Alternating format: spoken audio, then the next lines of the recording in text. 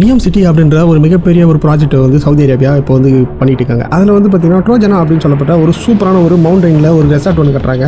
இந்த ரெசார்ட் சும்மா வேற லெவலில் இருக்குன்னு கூட சொல்லலாம். இந்த ரெசார்ட் வந்து பார்த்தீங்கன்னா நார்மலாக வந்து கட்டல, ஒரு மலை கட்டுறாங்க. அதுவும் எவ்வளோ பெரிய மலைன்னு பார்த்தீங்கன்னா கடலோட மட்டத்திலிருந்து 1500 2600 மீட்டர் வந்து உயரமான மலையில் தான் இந்த ரெசார்ட்டே கட்டுறாங்க. இது வந்து ரொம்ப சூப்பரான ரெசார்ட்னு சொல்லலாம். இங்கே என்னென்ன இருக்குது அப்படின்னு பார்த்தீங்கன்னா அட்வென்ச்சர் ஸ்போர்ட் அப்படின்னு சொல்லப்படுற நிறைய இருக்குது. அதே போல் வெல்னஸ் ரிட்ரீட் அப்படின்னு சொல்கிறாங்க. இந்த இடத்துல சூப்பராக இருக்கும். வரவங்களுக்கெல்லாம் புதுசாக வந்து எல்லாம் வந்து என்டர்டெயின் பண்ணதுக்கு நிறைய இருக்குது. அந்த இடத்துல வந்து மிகப்பெரிய ஒரு பனி சறுக்கும் வந்து வச்சிருக்காங்க.